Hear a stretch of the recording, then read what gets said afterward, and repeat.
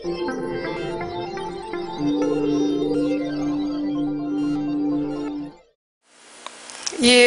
paruošti taip, kad nebijotų, nestresuotų ir jaustųsi kuo galima natūraliau toje situacijoje.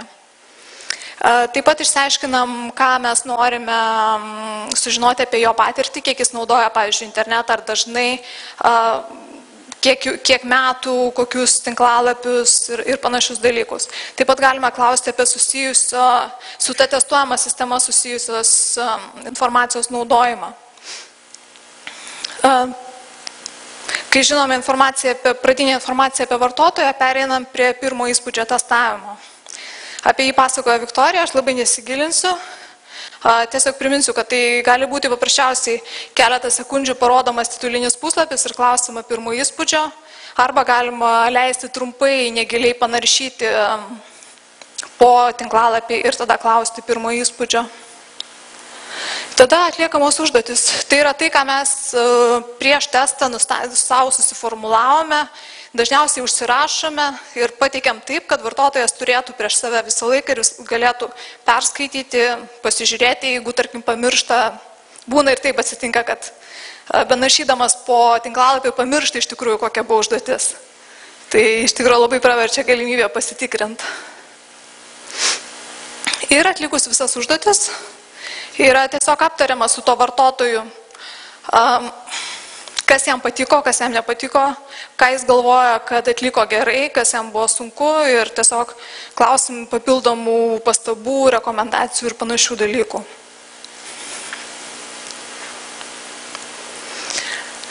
Ir trečias žingsnis yra rezultato analizė.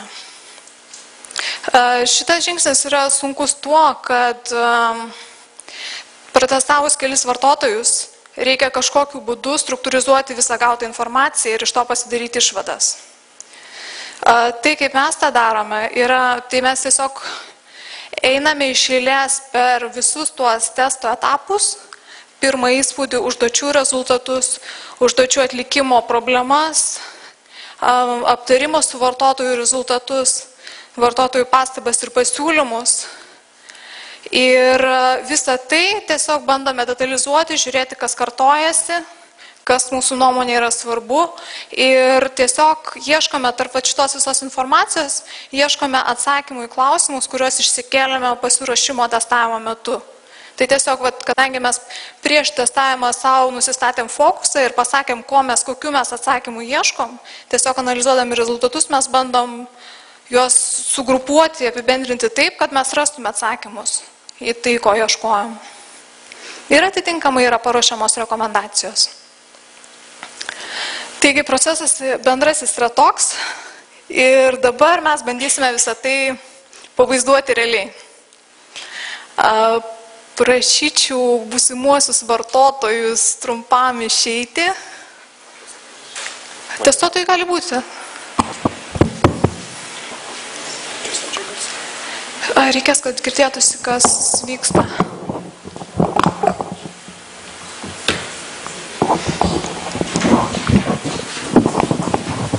Šiaip dažniausiai būna, kviečiant vartotojus į testavimą, būna pasakoma bendrai, kokią sistemą testuos.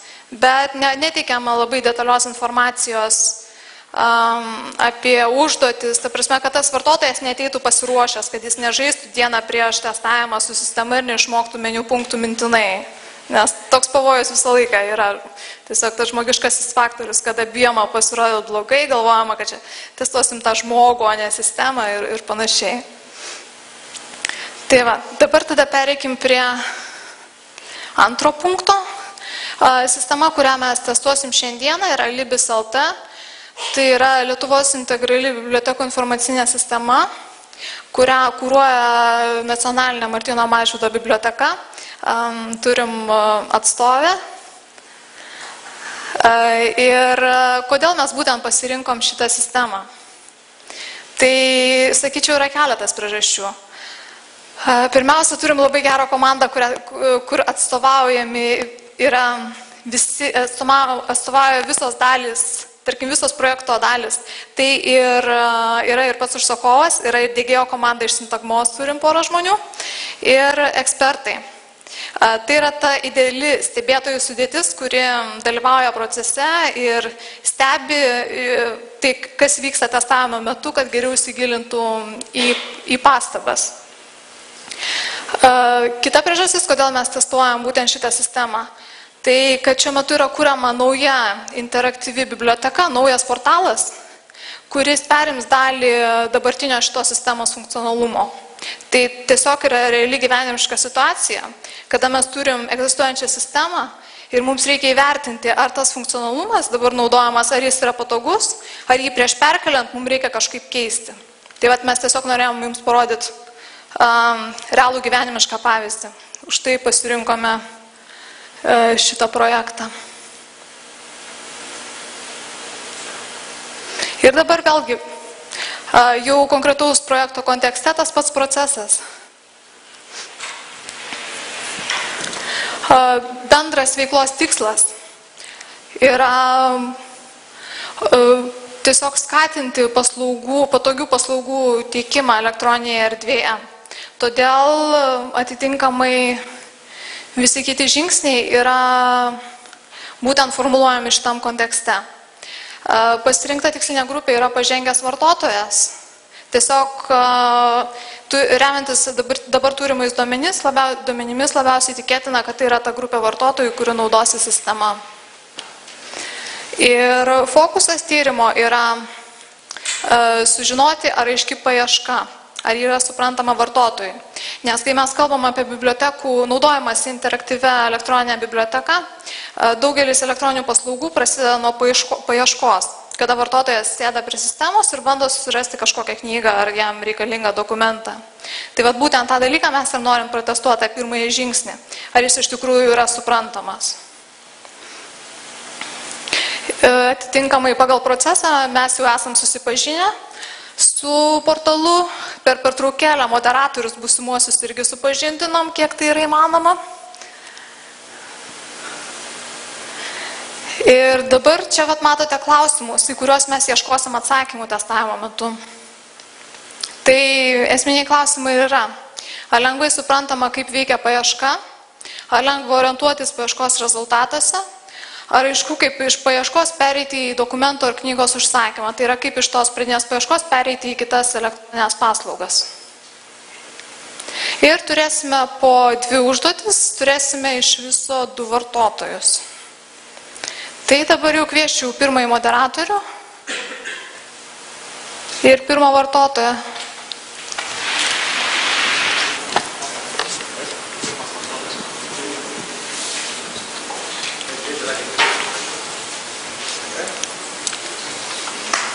Gali pajudinti?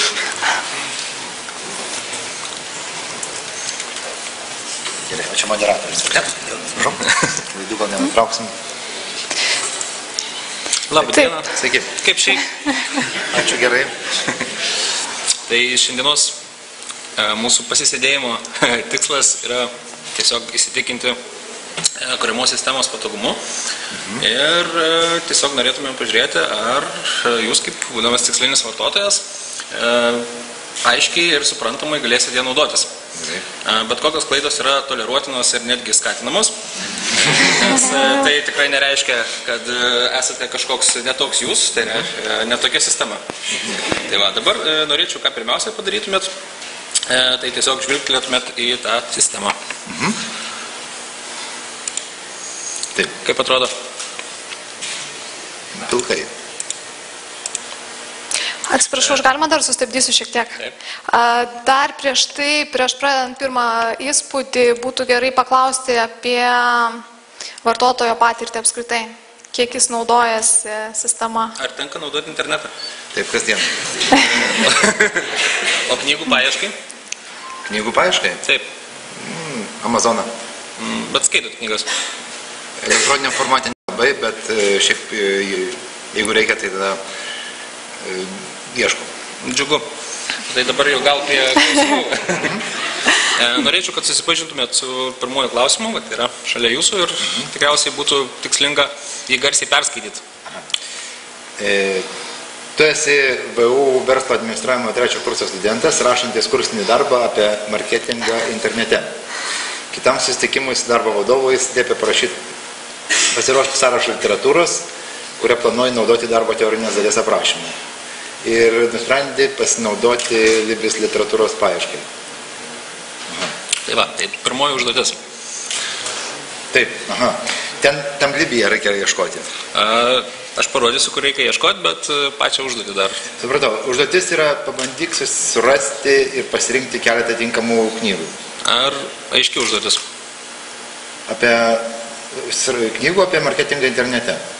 Jo, dabar tai užtenka iki tiek. Supratau, tai nes rašantis kursinį darbą apie marketingą internete, ar ne, ir apie tą temą reikia surasti keletą tinkamų knygų. Tikrai taip, pradžia labai gera. Tai žiūrim. Vat čia yra sistema ir tiesiog kokie jūsų būtų veiksmai, ieškant, atliekant užduotį. Oi, iški bėgiojate. Tai bus geriau, mažiau bėgios. Reiškia, menvardis kolektyvas. Neaišku.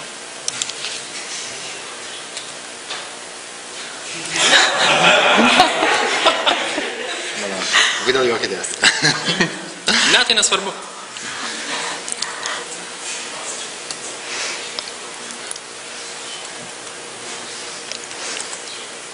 Gerai, iškokim.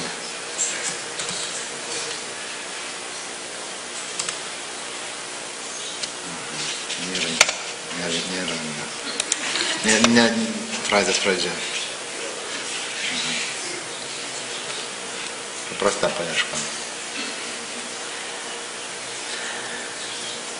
Menvardis kolektyvas. Man tai čia nieko neaišku. Bet jums reikėtų surasti leidinį. Leidinį, šičia. Grįžtam atgal prie užduoties. Gerai. Aš supratau, kad reikia pasirinkti keletą tinkamų knygų. Aš galiu klausimus duoti? Galite, aš galiu atsakyti arba neatsakyti. Gerai, tvarka. Tai pirmiausia, man kaip vartotojui, jeigu aš esu šičia, tada klausimas, kokio gal aš čia turiu ieškoti, jeigu man neaišku, kaip ieškoti. Tai yra esminis dalykas, bet reiškia, aš kaip vartotojas, aš papuoliau šičia, kažkas, jisai pasiūlė, reiškia, ieškok Libiją. Aš atėjau į Libiją. Dabar aš pasižiūriu, reiškia, man reikia susirasti keletą knygų, ta tema. Reiškia, knygos, kalba, išleidimo šalis, frazės pradžia, man nieko neaišku, sakim, gerai, mes užaugę su Google ir, sakim, vedi raktinį žodį ir tada tu turi rasti pagal tą raktinį žodį. Tai, tarkim, mes kalbame apie situaciją, kad jūs radot, tarkim, paieškos rezultatą Libijai ir tai yra vienintelė jūsų alternatyva. Labai tikiu. Nepribodėkite laisvę turbūt. Gerai, tvarkoju. Gerai, rašom čia. Nes aš nežinau, ką kur rašyti. Ir jeigu aš nežinau, ką kur rašyti... Bet ar jūs žinot, ko ieškot? Aš tai... Pabandyk surasti ir pasirinkti keletą tinkamų knygų.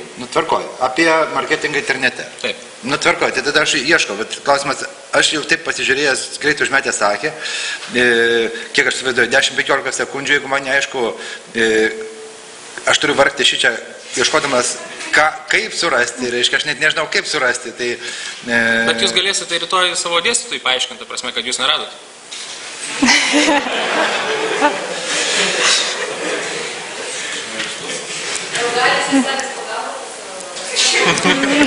Bandykim.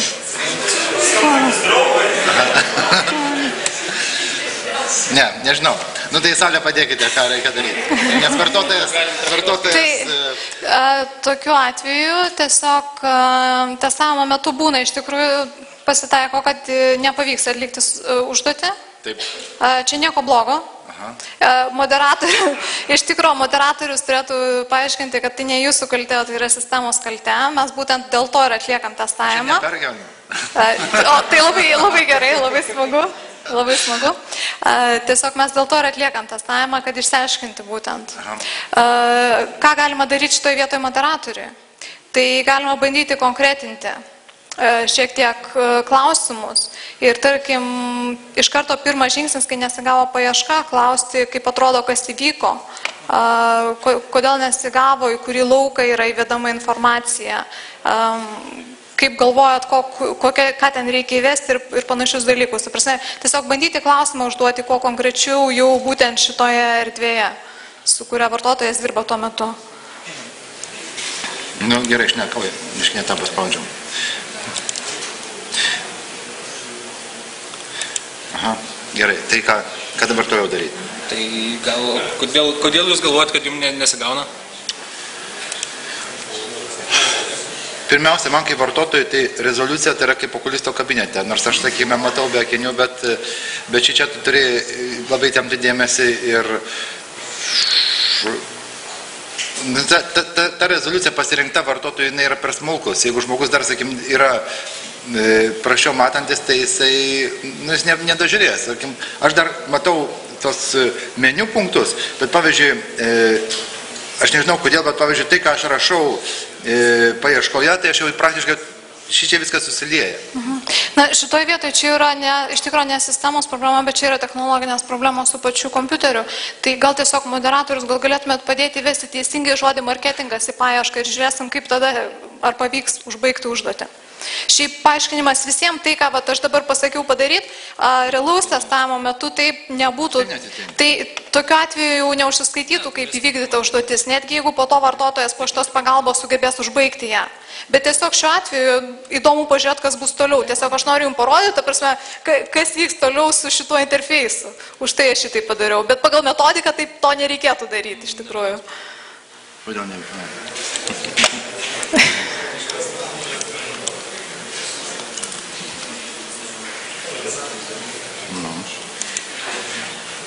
Na ir ką jūs dabar toliau darysit? Ką darysiu? Šiaip normaliai, aš turėčiau spausti Enter. O jeigu Enter neveikia, tai tada ieškosiu... O dabar va tai, ką jūs čia matėte tam ekrane prieš grįžtant atgal, kaip jums atrodo, koks tam buvo rezultatas? Ką jūs gavot? Kur? Kur nulė? Jo.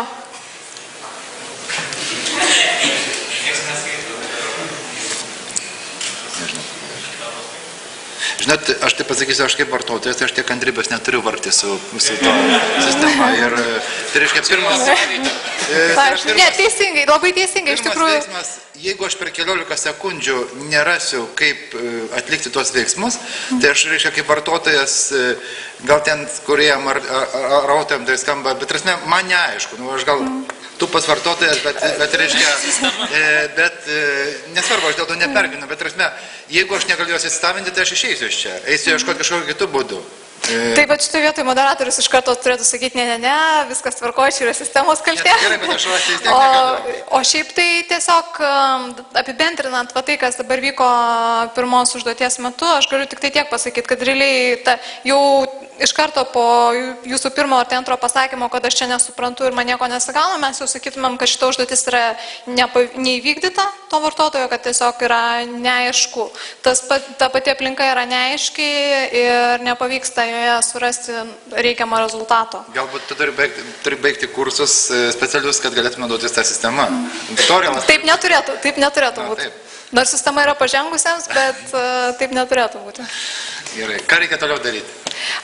Klausimas stebėtojams. Ten, iš tikrųjų, mūsų idėja buvo šitos susitikimo, kad šita grupelė žmonių imituoja stebėtojus. Įsivaizduokit, kad čia yra stiklinė pertvara su veidrodžiu tik į vieną pusę ir jie stebi, kas vyksta. Tai klausimas stebėtojams, ar jūs norėtumėt šitoj situacijoje?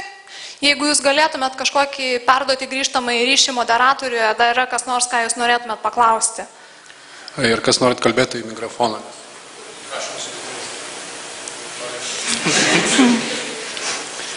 Stebėtojai irgi nieko nesuprato.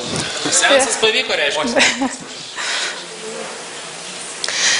Aš gal čia ne pastaba moderatoriui, bet apskritai kaip bendra situacija, kad tai yra vėlgi iš mūsų patirties, tai yra labai standartinė situacija, kai